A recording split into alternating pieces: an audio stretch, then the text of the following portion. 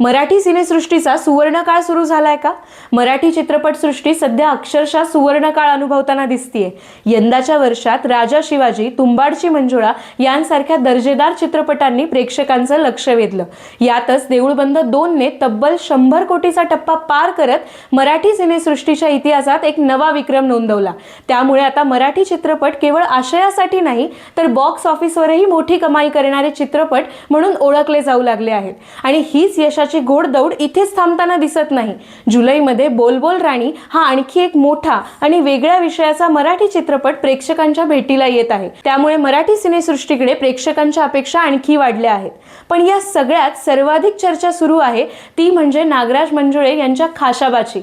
भारताचे पहिले वैयक्तिक ऑलिम्पिक पदक विजेते खाशाबा जाधव यांच्या प्रेरणादायी जीवनावर आधारित या चित्रपटाचा टीजर नुकताच रिलीज झाला असून त्यातील भव्य सिनेमॅटोग्राफी, दमदार पात्र, कुस्तीचे थरारक प्रसंग आणि मोठा कॅनव्हास पाहून प्रेक्षक भारावून गेले आहेत। या चित्रपटाची आणखी एक मोठी गोष्ट म्हणजे अजय अतुल यांचं संगीत।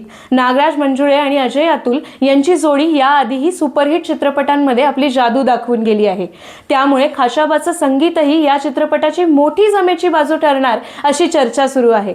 गेल्या काही महिन्यांपासून या चित्रपटाच्या रिलीज बाबत अनेक चर्चा सुरू होत्या। मात्र आता अधिकृत टीजर सोबत रिलीज डेटही जाहीर झाली असून 1 जानेवारी 2027 रोजी हा बहुचर्चित चित्रपट थिएटरमध्ये प्रदर्शित होणार आहे। आता प्रश्न फक्त एकच आहे, देऊळबंद 2 नंतर खाशाबा हा मराठीतील पुढचा 100 कोटीचा ब्लॉकबस्टर ठरणार का?